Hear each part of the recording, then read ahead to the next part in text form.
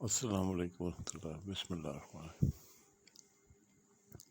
بات درود شریف کی کرنی تھی، یہ اس کی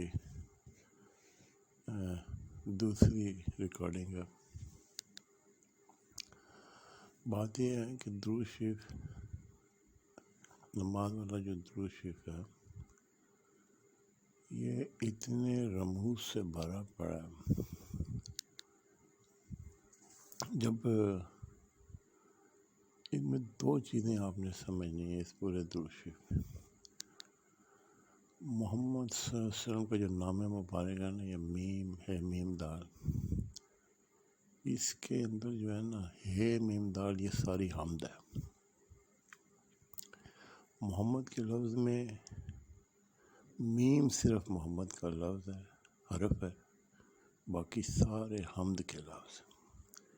یعنی کہ جو محمد صلی اللہ علیہ وسلم ہے، یہ اللہ کی تعریف ہے مکمل۔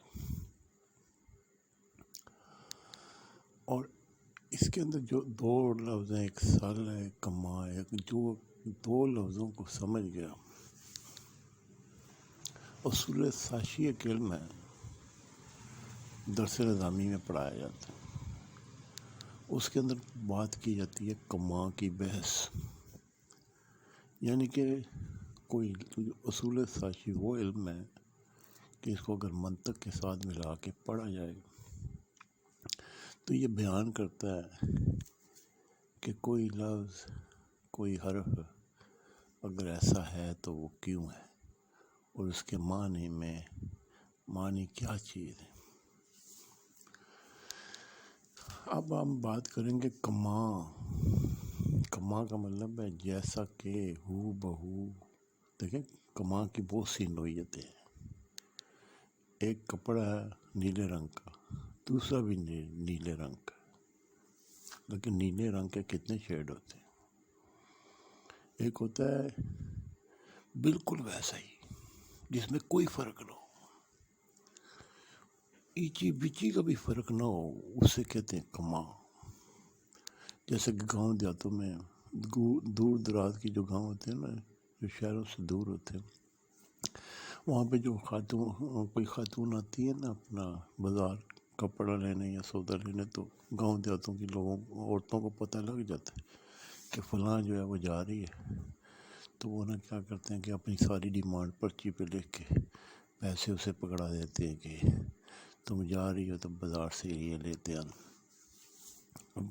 2 گھنٹے اس نے بس کا انتظار کرنا ہے، جانے میں 2 گھنٹے واپسی پہ انتظار کرنا ہے، 4 گھنٹے اس نے بازار میں کھجل ہونا ہے۔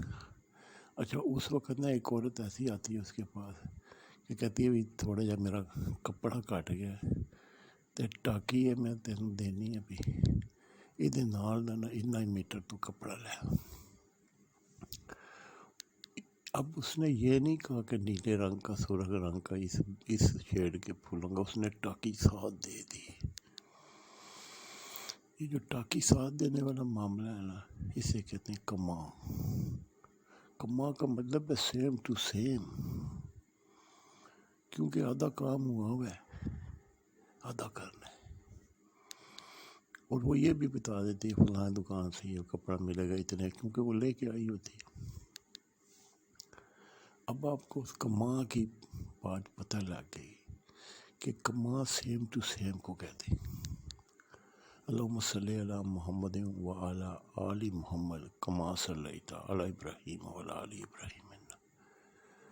حضرت ابراہیم کی اولاد میں جو کچھ واقعات ہوئے ہیں نا، وہ کما کی وجہ سے ادھر بھی ہوں گے،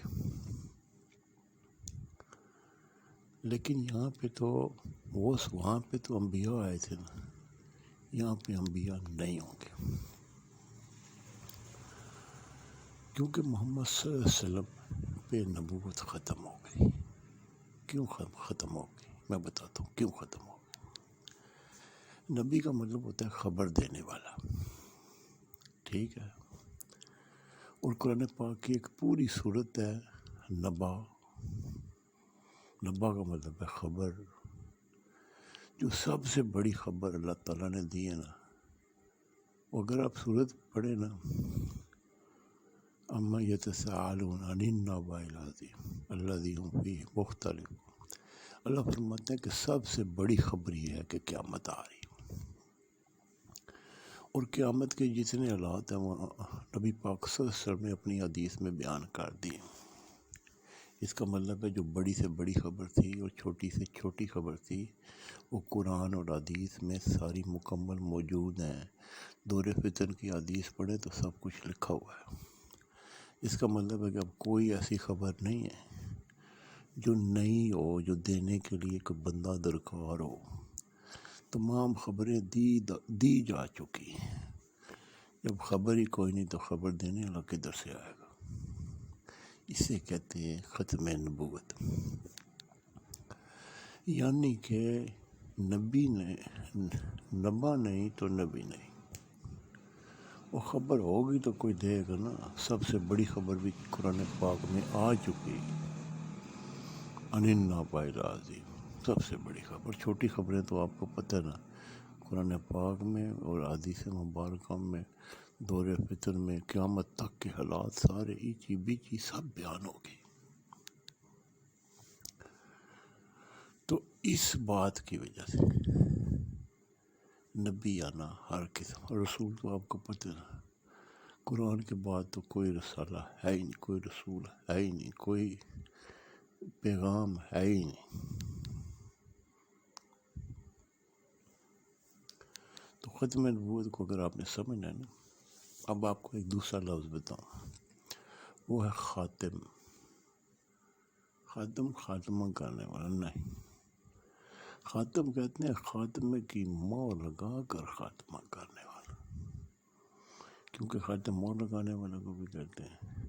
اللہ تعالیٰ کرتے کہ وہ ایک لفظ کے اندر جو ہے نا پورا فکر چھپا لیتے۔ اس کی مثال دوں گا میں، مثال دیے بغیر یہ سمجھ نہیں آئے گا۔ ایک لفظ ہے تن دور، تن کہتے ہیں جسم کو، دور کا مطلب ہے فاصلہ رکھو۔ تندور سے فاصلہ رکھو نہیں تو جسم جل جائے گا۔ یہ روٹی پکانے کی جگہ کا اسم بھی ہے اور حکم ربی بھی ہے، یعنی کہ یہ دو چیزیں، اسم بھی ہے اور حکم ربی بھی ہے، فعل بھی ہے۔ تن دور رکھو، ٹھیک ہے۔ تو میں یہ کہنا چاہ رہا تھا کہ اللہ تعالیٰ حرف اور لفظ ضائع نہیں کرتا۔ اس نے ایک ہی لفظ کے اندر، دیکھیں بات سنیں، ایک لفظ ہے ہسٹری، اس کو غور سے دیکھیں نا، انگریزی کی زبان کا لفظ، ہز اسٹوری کو ہسٹری کہتے ہیں، ہز اسٹوری، اسپیلنگ کبھی لکھ کے چیک کریں، ویسے نہیں سمجھ آئے گی۔ HISTOR، اسٹوری بھی ہے، ہز بھی ہے، ہز کا مطلب اس کی اسٹوری ہے۔ یہ ساری ہسٹری جو تاریخ ہے اس کی کہانی۔ تو ہم نے نا اس طرح بڑی ڈیپ جا کے اس کو سمجھا، درود شریف کو۔ تو کما کا مطلب ہے ایچی بیچی سیم ہو، یعنی کہ کوئی فرق نہ ہو۔ میری بات سمجھ، رسول کریم، اب میں بتاتا ہوں کہ کیا کیا مماثلتیں ہیں، کیسی چیزیں، کیا کیا یکسانیت ہے۔ حضرت ابراہیم کی اولاد، یہ جو بات میں کرنے لگا ہوں یہ شاید اس سے پہلے کبھی بھی بات ہوئی نہیں ہے کسی بھی فورم پہ، کہ مماثلت، اللہم صلی علی محمد و علی محمد کما صلی تھا، ایسا ہی کر جیسا کہ ابراہیم کی اولاد میں ہوا، محمد کی اولاد میں ایسا ہی کر۔ ابراہیم کی اولاد میں محمد آئے تھے، اب کیا ہوگا؟ محمد کی اولاد میں بھی محمد آئیں گے۔ آپ میرے اوپر نا ذرا کوئی وہ نہ لگائیے گا، کیوں؟ میں کہنا کیا چاہ رہا ہوں، امام مہدی کا جو نام ہے نا حدیث کی کتابوں میں وہ بتایا یہ گیا ہے کہ ان کا نام محمد ہوگا۔ میری بات سمجھ، یعنی کہ درود شریف کی وجہ سے، درود ابراہیمی کی وجہ سے امام مہدی آئیں گے، اور اسی وجہ سے اللہ کریم نے اس درود کو نماز میں ڈال دی، کیونکہ بندوں کی مجبوری بن جائے کہ وہ اس درود کو پڑھیں۔ مقصد اس میں اللہ کا کیا ہے؟ اللہ کا مقصد یہ ہے، اللہ کیونکہ میں آپ کو بات بتاتا ہوں، اللہ انصاف پسند ہے، منصف ہے، اور منصف کس حد تک ہے؟ مقصد کی حد تک۔ اب آپ پوچھیں کہ عادل میں اور مقصد میں کیا فرق ہے؟ عادل کہتے ہیں عدل کرنے والا، مقصد کہتے ہیں عدل کے اندر باریکی سے برابری کرنے۔ مثلا ایک بندے نے ایک بندے سے 1 روپیہ 32 پیسے لیے اور بھاگ گیا۔ اب عدل یہ کہتا ہے کہ اس کے 1 روپیہ اور 32 پیسے واپس، یعنی کہ اشاریہ کے بعد جو لفظ آتے ہیں اتنا عدل اللہ تعالیٰ فرماتے ہیں۔ یہ مقصد کا لفظ قسط سے ہے، قسط کا مطلب ہے بہت باریک بینی سے عدل کرنے والا، کہ ذرا سا بھی کوئی کسی نے کسی کا نقصان کیا تو اللہ بدلہ لینے میں اتنا ہی اس کے ساتھ کرتے ہیں، اتنے عادل ہیں کہ وہ مقصد کی حد تک عدل کرتے ہیں۔ اب عدل کی انتہا یہ ہے کہ حضرت ابراہیم کے ایک بیٹے، ان کی اولاد میں سے تو بہت سے انبیاء آ رہے، اور دوسرے بیٹے حضرت ابراہیم کے دونوں اولادیں نے، حضرت اسحاق بھی حضرت اسماعیل بھی، لیکن اللہ تعالیٰ کا انصاف یہ ہے کہ جو کچھ حضرت اسحاق کو دیا وہی کچھ حضرت اسماعیل کو دے گا۔ کیوں؟ اس درود شریف کی برکت سے۔ لیکن یہاں پہ صرف 3 ہیں، حضرت ابراہیم ہے، حضرت اسماعیل ہے اور محمد صلی اللہ علیہ وسلم ہے، اور وہاں پہ انبیاء کی ایک لمبی تعداد موجود ہے۔ یہاں پہ انبیاء کا کام کون کرے گا؟ آل محمد۔ تو آل محمد کی ذمہ داریاں بڑھ گئیں، وہ یہ کام کیسے کریں؟ وہ یہ کام اس طرح کریں گے کہ کلام الہی اور حدیث مبارکہ کو اس طرح پیش کرنا کہ اس کا انکار ممکن نہ ہو سکے، کسی بھی دین میں ممکن نہ ہو سکے، چاہے ماننے والا یسوع کو ماننے والا ہو، جیزس کو ماننے والا ہو، یا موسیٰ کو، حضرت موسیٰ کو ماننے والا ہو، وہ انکار نہ کر سکے۔ 2 + 2 = 4 کا انکار نہیں ہو سکتا۔ تو اللہ تعالیٰ نے کلام الہی کو جس طرح بھی ریپریزنٹ کرنا ہے نا آل رسول کے زبان سے، اس کا انکار ممکن نہیں ہوگا۔ کیوں انکار ممکن کیوں نہیں ہوگا؟ اس کی وجہ یہ ہے کہ علم اس وقت بہت حد تک اویلیبل ہے۔ اویلیبل کا مطلب کیا ہے؟ آپ کو میسر ہے، ایک کلک کے اوپر آپ کو کتنی کتابیں مل جاتی ہیں، آپ کسی بھی چیز کی تصدیق کر سکتے ہو کہ بندہ کہہ رہا ہے درست کہہ رہا ہے غلط کہہ رہا ہے۔ دوسری بات جو میں آپ کو بتاتا ہوں وہ کیا ہونے والا ہے، آل محمد کیا ایسا کرے گی کہ اس کی بات کا انکار ممکن نہیں ہوگا۔ وہ ٹیکسٹ کو ٹیکسٹ سے نکال کے ساؤنڈ میں لے جائے گی، ٹیکسٹ کو ٹیکسٹ سے نکال کے ساؤنڈ میں۔ دیکھیں بات ہے، الف لام میم ذالک الکتاب لا ریب فیہ، الف لام میم کے بعد ہے کہ اس کتاب میں کوئی شک نہیں ہے، اور الف لام میم کے بارے میں بہت سے لوگوں کی مختلف آراء ہیں۔ جب ایک ہی چیز کے بارے میں بہت سے لوگوں کی مختلف رائے ہو جائے تو وہ چیز مشکوک ہو جاتی ہے، لیکن اللہ تعالیٰ فرما رہے ہیں کہ اس کتاب میں کوئی شک نہیں، اس کے ساتھ جوڑ کے کہہ رہے ہیں۔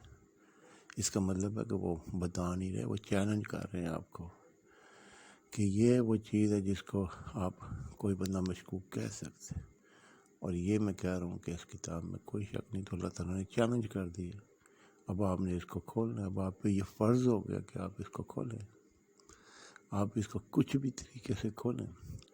تو وہ کیا کہیں گے؟